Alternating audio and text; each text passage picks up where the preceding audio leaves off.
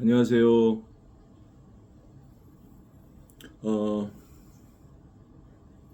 음, 이렇게 제가 게시한 동영상에 많은 시민들께서 이렇게 구독, 좋아요, 공유, 댓글을 보내주셔서 감사합니다. 음, 이 동영상은 음, 이미 말씀드린 바와 같이 제 사사로운 그 어떤 목적을 이루려고 음, 게시를 하는 동영상이 아닙니다.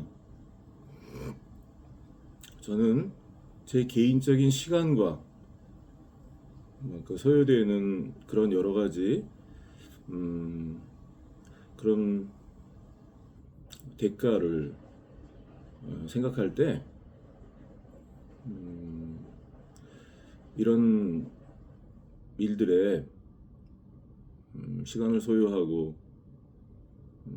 이런 게시물들을 만들어서 시민 여러분들과 소통하고 가, 그런 제 어,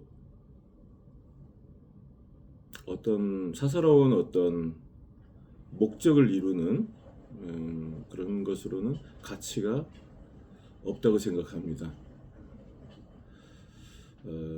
공익 목적으로 이 동영상을 시민 여러분들께 게시하고 있습니다. 이 일의 배경은 이미 여러 번 말씀드렸지만 조그마한 교통사고예요. 하지만 이 일이 1년 몇 개월 동안 진행되면서 제가 깊이 볼 때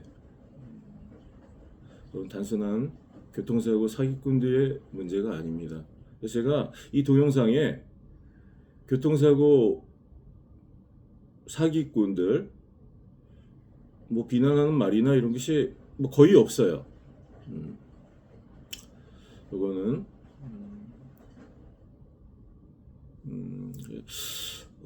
이런 피해는 대한민국에 사시는 모든 시민들이 다 당할 수 있는 피해예요. 그렇기 때문에 이런 피해를 당하셨을 때 사사로운 내 시간과 내 비용을 생각한다면 뭐 따져서 좋을 게 없다고 생각합니다. 그런데 또 사람마다 시간과 여건이 다 다르기 때문에 꼭 이렇게 해야 된다 이렇게 말씀드리기는 어렵죠. 그렇지만 좀 시간이 허락되시면 이렇게 여러 국민 여러분들과 이런 것들을 공유해서 피해를 막고 그 문제들을 공론화해서 해결하고 개선해야 된다고 생각합니다. 댓글에 뭐 협박 댓글도 많이 있습니다. 물론 제가 이렇게 좀 삭제하고 있어요. 이거 별로 시민 여러분들이 보실 때 좋지 않고 너무 지저분해 보이기 때문에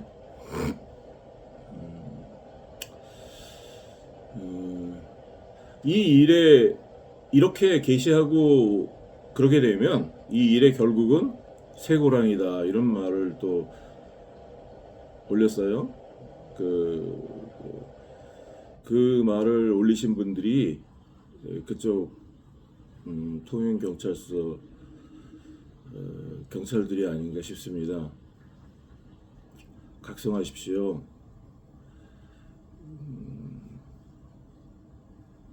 참 이 나라의 공권력이 그런 댓글을 쓰신 그런 분들 손에 있다는 게 개탄스럽습니다. 법에 근거한 공권력이 집행되어야 합니다. 저는 공권력이 더 강화되어야 된다고 생각해요. 우리 사회에 범죄가 너무 많아지고 있지 않습니까? 사기꾼 천국이라는 말이 있잖아요. 대한민국. 사기 범죄 성립 요건에 그 기망을 당해서 금전 편취를 당해야 되잖아요. 내 주머니에 있는 돈이 상대방 주머니로 이체돼야 되는 거죠.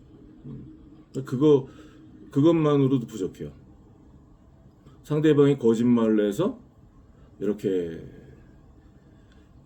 내 돈을 편취했다. 그걸로 부족합니다.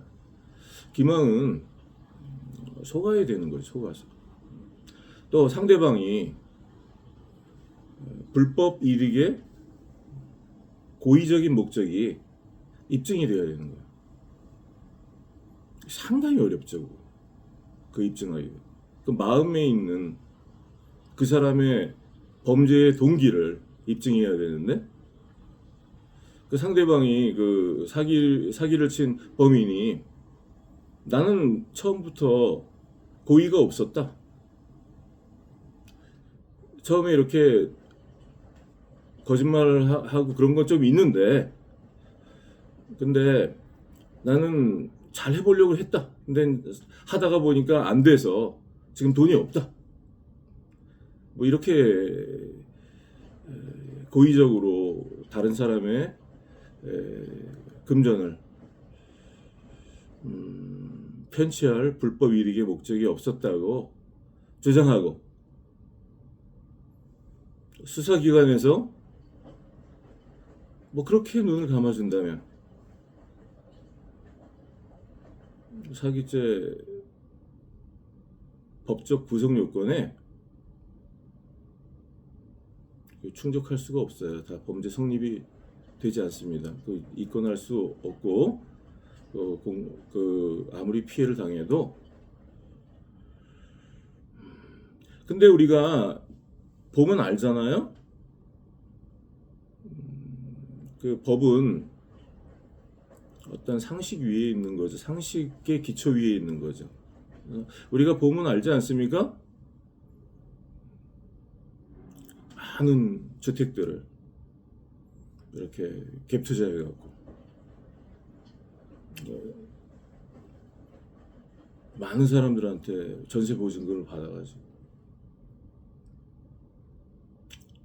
그래서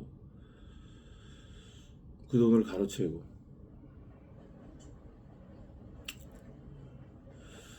그거 보면 모릅니까?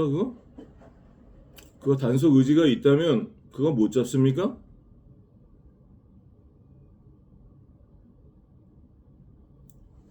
왜 사기꾼들이 이렇게 우리 사회에 많아지고 있다고 생각하십니까, 시민 여러분? 사기를 쳐도요, 정관예우 변호사를 선임해서 사기친 돈의 일부분을 떼주고 수사기관과 죄송합니다. 사람이 사는 어떤 조직이나 사회에도 부정부패가 있어요. 대부분의 수사관들이 정직하고 청렴한 분들이라고 믿습니다. 근데 부정한 사람들이 있죠. 그런 게 신문에 나오지 않습니까? 제가 신문을 보니까 경찰청에서 통계로 경찰관 사기 범죄들이 더 그 정확한 수치는 기억이 안 나는데 이렇게 많이 증가했죠.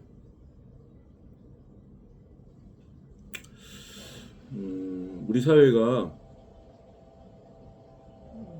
좀 더 나은 사회로 가기 위해서 어떤 피해를 당한 시민들이 그냥 이건 내가 잘못해서 혹은 내가 이거 말해봐야 뭐 나한테 도움이 될 게 없다 이렇게 침묵한다면 사기꾼들은 더 활개칠 수밖에 없고 우리 사회는 더 혼탁해질 수밖에 없고 우린 이런 사회를 자손들에게 물려줘야 되는 것입니다. 그 댓글에 일반 시민으로 보이지 않는 어떤 사람들이 이런 것이 싫으면 북한으로 가라고 하더라고요.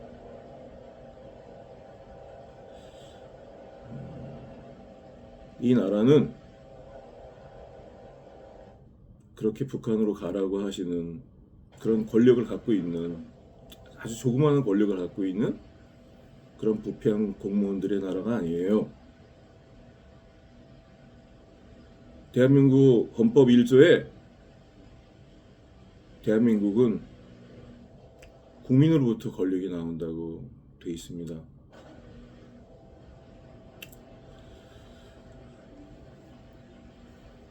국민이 주인인 나라라는 것이죠.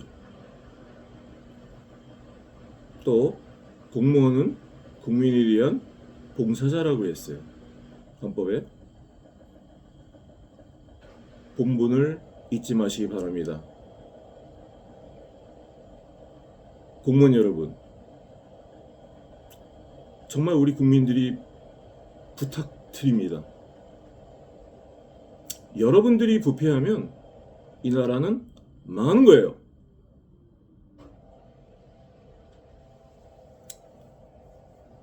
필리핀이요? 1970년대까지만 해도 우리 대한민국보다 잘 살았습니다. GDP 높았어요. 박정희 대통령께서 이렇게 필리핀을 가셔서 그쪽 대통령을 만나고 싶었는데 만나주지 않았습니다. 홀대를 했어요. 박정희 대통령이 오셔서 그런 것들을 마음에 두시고 경제개발 5개년 계획을 세우셔서 이렇게 가난한 나라를 이렇게 부강하게 만드는 초석을 닦아 놓으셨죠. 전 젊었을 때 박정희 대통령을 좋아하지 않았습니다. 나이가 들면서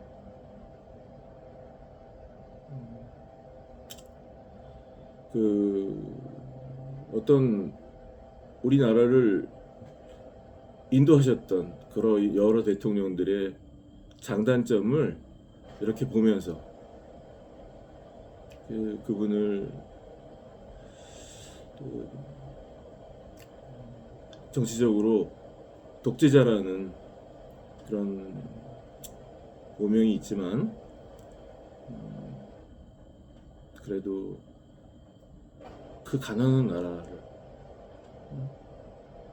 포항제철을 만들고 고속도로를 닦아놓고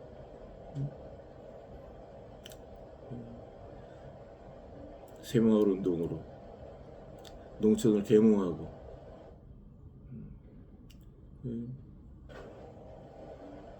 나라에 대한 애국심은 강하셨던 것 같아요. 뭐 박정희 대통령뿐만 아니라 전 노무현 대통령도 마음에 참 존경하는 인물 중에 한 분이세요. 노무현 대통령이 바보 대통령이라고 하죠. 뭐 그런 일로 사람이 자살하고 죽어야 된다면 지금 정치인들 대부분 죽어야죠. 제가 그분의 어떤 경제 정책이나 외교 정책이나 그 정치 철학이나 다 좋아하는 것 좋아해서가 아니에요. 인간적으로 제가 노무현 대통령 참 마음 아파하고 좋아합니다.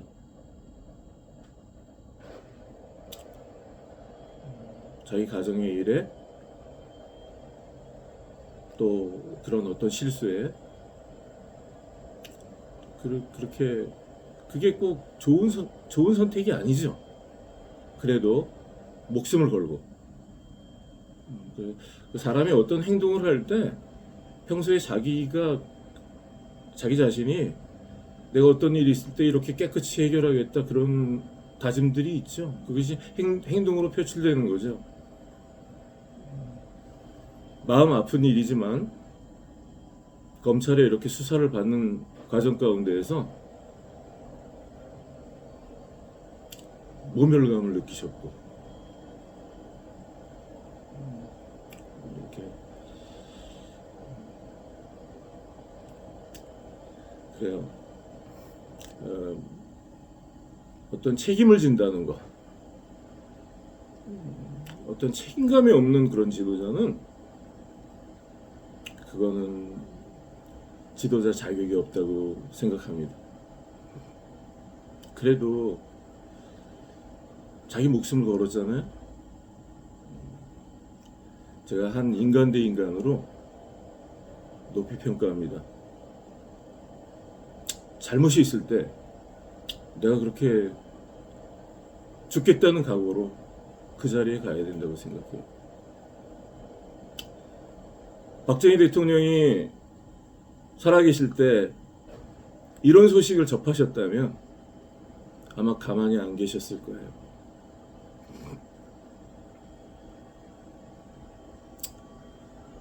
시민 여러분, 어떤 시민께서 이런 댓글을 보내주셨어요. 건강한 국민이 건강한 국가를 만들고 부패한 권력을 방관하는 국민은 꼭 그 정도의 대접을 받습니다. 님의 생각과 용기에 박수를 보냅니다. 이 댓글을 보내주신 시민 여러분께 감사를 드립니다. 제가 박수와 어떤 여러분들의 주목을 받으려고 여기 나온 것이 아니에요. 그렇지만 여러분들의 또 아픔이 댓글로 표현이 되고 있고 제가 깊이 공감하고 있고 이게 사회 문제구나. 그리고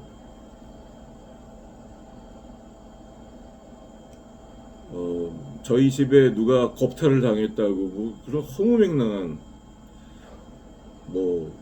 그런 댓글을 달아서 모멸감을 주고 누가 그런 짓을 하겠습니까? 우리 집에 아이들 두 사람 다 남자아이예요. 모두가 겁탈을 당해요. 저희 아내 항상 저와 동행하고 있고요. 항상 저와 같이 항상 아내랑 농담을 그렇게 해요. 우리 진짜 결혼했어. 그거. 항상 서로가 서로를 지키고 생각들을 공유하고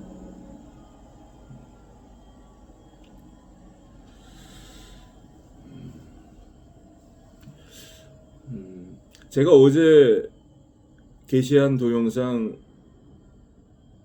보셨죠? 그 중에 한 동영상이 유튜브에서 삭제됐습니다. 그 동영상에 삭제 이유를 보니까 폭력과 괴롭힘이라고 나와요. 저는 그 동영상에 누구를 괴롭히고 폭력적인 언어를 사용하지 않았습니다. 제가 그 동영상에 통영경찰서에서 조직적으로 운전자 바꿔치기를 했던 그런 수사 서류를 보여드렸어요. 수사 서류에 운전자 바꿔치기를 고의적으로 했던 것이 나오잖아요. 첫 번째 수사 서류에는 맨 처음 작성된 것 같은 것으로 보이는 그 수사 서류에는 최라는 남자 이름이 운전자로 나오고 또 10월 20일이라고 된 보고서에는 여자 권 누구누구라고 나오고 운전자가 그리고 10월 20일 날 수사 서류에는 중상, 경상, 또 중상은 3주 진단, 경상은 2주 진단, 2주 진단 그런 게 진단서가 나오죠.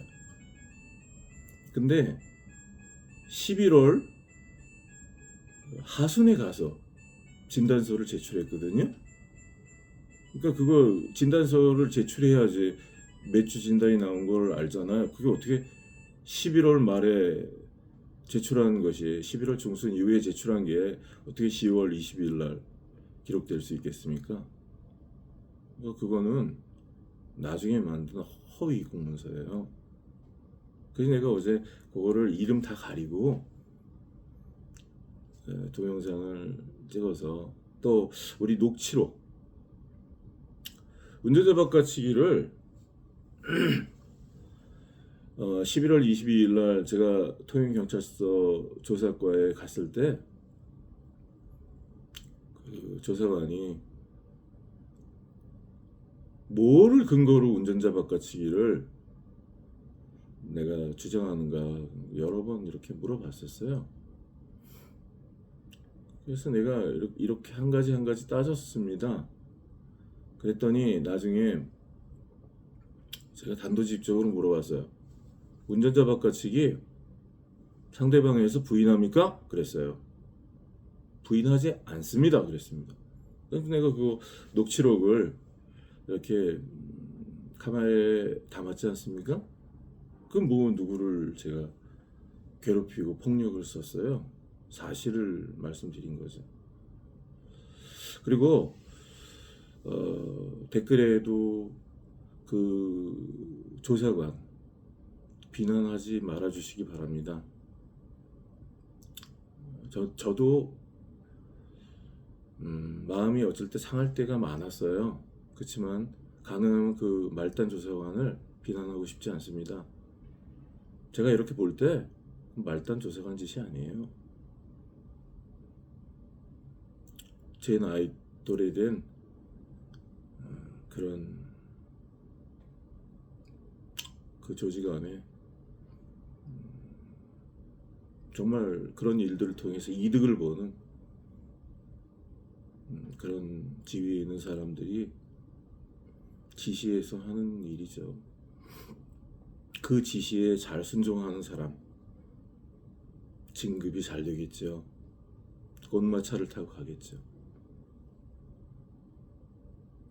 이렇게 해서 번 돈을 또 상납하겠죠. 이건 내 생각입니다. 내 의견입니다. 상납하지 않겠습니까? 그러면 천경 달겠죠.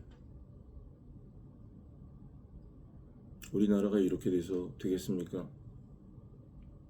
제가 20대 때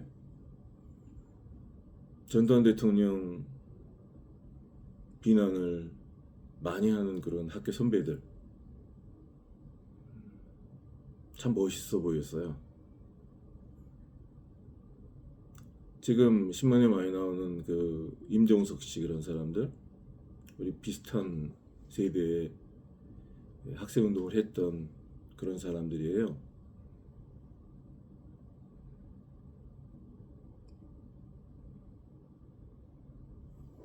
좀 정치를 잘했으면 좋겠는데 몇 년 전에 이렇게 해외에서 제가 볼 때 무책임한 정치를 하기 때문에 마음에 우라가 치밀더라고요. 근데 이제 후배들한테 물려주고 뒤로 가셔야지 또 정치판에 나와서 뭐를 하려고 또. 임종석 씨 정치에 나오지 마세요. 추미애 씨 정치에 나오지 마세요. 내가 당신들을 지지했던 사람입니다. 무책임한 정치를 했어요. 그래서 지금 이렇게 만들었습니다. 조선 말기에 전쟁 한번 해보지 못하고 일본에 나라를 갖다 바친 인물들이 이완용이 아니에요. 이완용 혼자 그런 짓을 할 수 없습니다.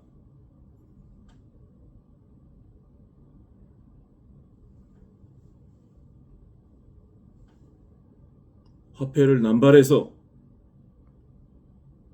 인플레이션을 일으킨 그런 고종황제나 민비나 그 왕족들이에요. 또 그 조정대신들이에요. 또 메가매직했던 그 탄간오리들입니다. 그래서 나라의 경제를 아주 파탄에 이르게 하고 자기들은 사치와 향락을 즐기면서 그리고 최후에 나라를 팔아먹은 거죠.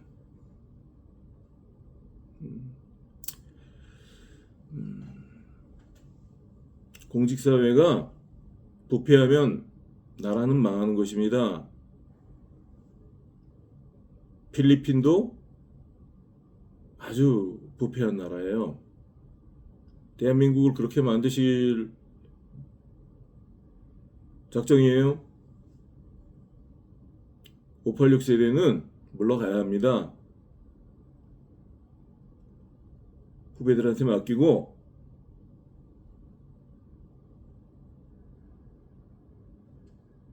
좀 이렇게 은퇴를 해주시면 좋겠어요. 통영경찰서에 또 통영경찰서 이외에도 이런 협박 댓글을 보내시는 분들 부끄러운 줄을 좀 아십시오. 당신들이 그런 권력을 쥐고 있는 한 어떤 정직한 경찰이 그 조직에 들어가도 당신들 같이 되지 않으면 진급을 할 수 없겠죠. 당신들이 시키는 그런 부패한 일들에 손발이 대주지 않는다면 거기서 살아남을 수 없겠죠. 당신들이 물러가야 된다고 생각합니다. 나는 이 조사관을 비난하고 싶지 않아요. 그 사람도 희생자라고 생각합니다. 나중에 이 문제가 불거져도 그 사람 처벌받기를 바라지 않습니다. 마음이 아파요.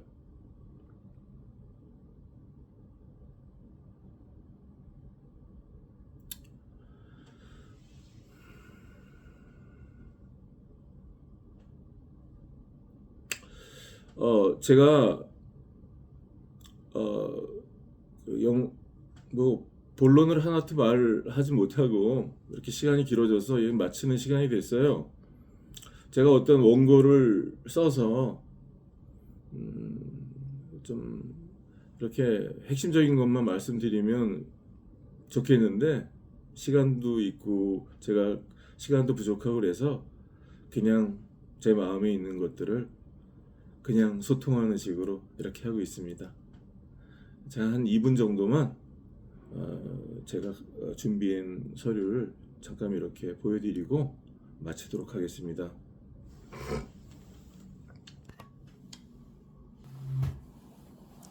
이 서류는요, 제가 교통사고가 날 때 그 전후에 제가 병원 치료를 받았어요. 천식으로 아주 기침이 많이 나오고 기관지에 막 이렇게 염증이 생겨서 한번 기침이 나오기 시작하면 경련이 일어나는 아주 심각한 상태였습니다. 그때 저희 집사람이랑 통영 그 산길을 이렇게 지나가게 되는데 제가 너무 기침이 심하게 나와서 문을 열고 밖에 나와서 이렇게 기침을 많이 하고 있을 때 아내가 그 자리에 차를 세워둘 경우에 거기가 도로폭이 4m밖에 안 돼요. 그러면 거기에 차를 세워두면 중앙선을 밟고 저희 차를 추월해서 이렇게 앞지르기를 해야 되거든요. 다른 차들이. 그러면 저희 차 앞쪽에 구부러진 도로에서 어떤 차가 튀어나오면 그냥 정면 충돌이죠. 그래서 사고 위험이 있기 때문에 저희 집사람이 그냥 운전대를 잡은 것 같아요.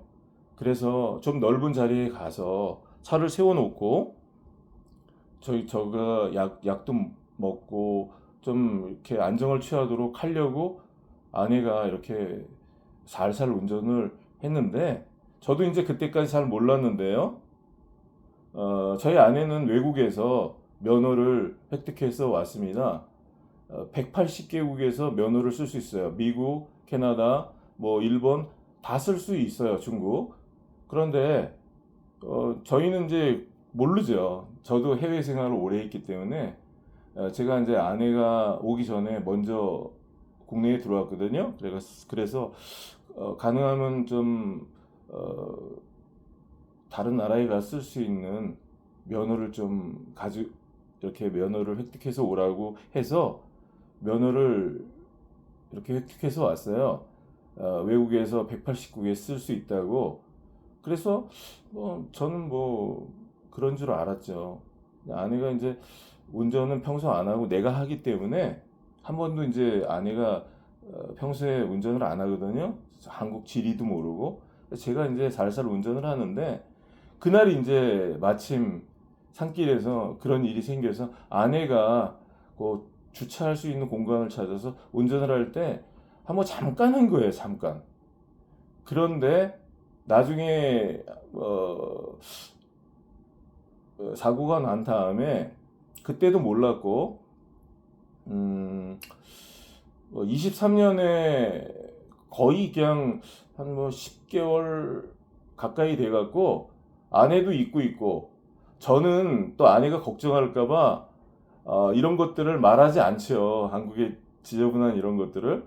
근데 이제 제가 없을 때 집에 아내를 집 앞에서 체포해서 갔어요. 통영경찰서에서.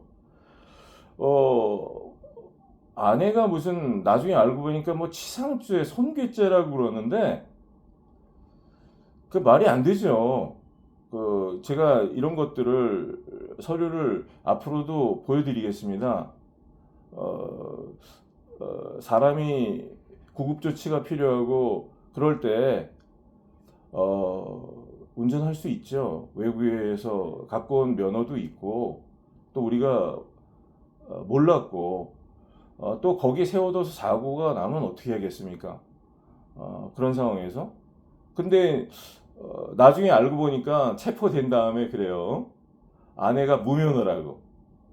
그래서 제가 해운대 경찰서에 가갖고 그 처벌을 받겠다고 좀 그 벌금을 내도 좋고 뭐 어떤 교통법규 위반으로 뭘 어떻게 처벌을 받겠다고 진술서 써다가 냈는데 안 받아주더라고요. 안 받아줘요. 그거는 뭐 그냥 가라고 그런 걸로는. 그런데 이제 통영경찰서에서는 그거를 걸고 넘어지는 거죠. 내가 무면허는 벌금 얼마 다 내겠단 말이죠. 근데 이제 그게 뭐 사람을 체포할 수 있는 죄가 아니잖아요. 근데 제가 받아들일 수 없는 건 치상죄 부분이에요. 제가 동영상을 통해서 우리 차가 어떤 차를 갖다가 뭐 추돌을 했다고 자꾸 주장을 하는데 그럼 동영상을 저한테 보여줘야 되잖아요. 왜 그걸 자꾸 감춥니까? 자, 이거 보세요. 이것도 제가 이제 12월 26일 날 22년 10월 26일 날 그 교통과에서 제 나이 또래 되는 어떤 사람이랑 대화를 나눈 겁니다. 그때까지 디지털 포렌식 영상이 없다고 주장했어요. 그런데 이 사람이 이런 말을 해요. 여기 동영상이 있습니다. 그 부분은 사고 당시에 선생님이 내리는 그거는 동영상을 내가 봤습니다. 그래요. 그러니까 나는 못 봤는데 그거는 알았어요. 그리고 아니 조금 전에 그리고 동영상을 보세요. 봤다니까요. 그래요. 그쪽에서 보고 아니 봤으면 됐어요. 그리고 제가 말했어요. 근데 나는 왜 못 봤어요? 그랬어요. 그랬더니 이제 이 사람이 뭐라 그러냐면, 아니 그거는 선생님이 제공한 게 아니니까. 그럼 블랙박스를 봤다는 얘기네요. 내가 깜짝 놀랐어요. 그러니까 이 사람들은 다 본 거죠. 저한테 3개월씩이나 그 동영상을 숨기고, 그러면 저희 아내가 누구 차를 갖다 추돌했다면 그거를 보여줘야 되잖아요. 근데 보여주지도 않고 동영상을 숨겨놓고,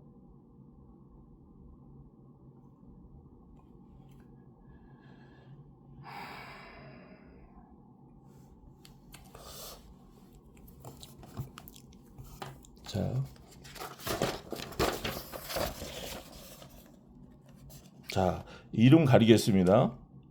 그래서 제가 그랬어요. 아니 그건 선생님이 제공한 게 아니까, 그 교통팀에서 그렇게 말했습니다. 내가 제공한 게 아니니까 보여줄 수 없다는 거예요. 그래서 아니 그러면 지금 블랙박스 포렌식 했다는 거예요? 그거 본 거예요? 그러니까 이 말을 이제 더듬으면서 포렌식이 아니고 그 이야기는 지금 내가 말하는 거 팩트 자꾸 이렇게 자꾸 그러더라고요. 말을 갖다가 제대로 하지 못하고. 그래서 내가 계속 그랬어요. 아니 그러니까 누구 걸 봤어요. 뭐 이런 말을 했죠. 자, 이야기를 들어보십시오. 블랙박스 누구 거 봤어요? 제가 자꾸 그랬습니다. 그러니까 직답을 안 해요. 사고 나고 나서 자꾸 그래요. 그래서 내가 또 그랬습니다. 아니 블랙박스 누구 거 봤어요? 그랬습니다. 그러니까 이 사람 그래요. 누구 게 중요한 게 아니고 사고 나서 선생님이 내린 걸 봤습니다. 그러니까 또 저는 그러는 거죠. 아니 그러니까 그게 누구 블랙박스예요. 그러니까 이 사람 누구 블랙박스라는 걸 말하지 않습니다. 그 내리는 걸 봤습니다. 그게 누구 블랙박스냐고요? 계속 저는 이제 누구 거냐고 묻는 거죠. 그게 누구 블랙박스냐고요? 예. 그게 누구 블랙박스예요? 그건 이 차 주차돼 있고 또 횡설수설하는 거죠. 이 사람들이 블랙박스를 다 보고 있었습니다. 그 블랙박스에는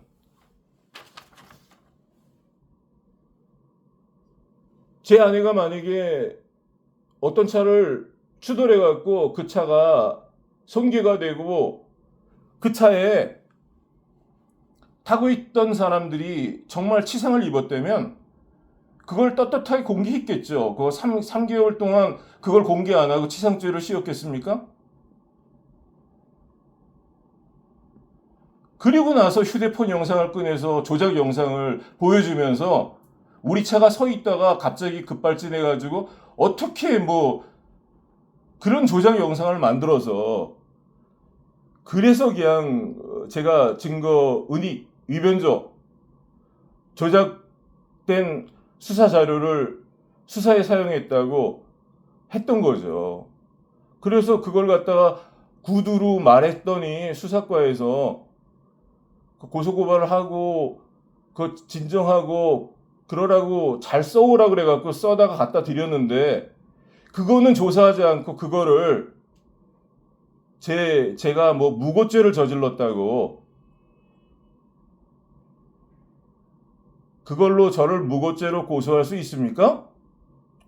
그리고 내가 이런 동영상을 만들어서 공익 게시하는 것이 국민 전체에 유익한 일입니까? 해로운 일입니까? 국민 여러분들이 이런 범죄 피해를 계속 당해야 되겠습니까? 아니면 주의하셔야 되겠습니까? 오늘 동영상 여기서 마치겠습니다. 좋은 하루 되시기를 바랍니다. 감사합니다.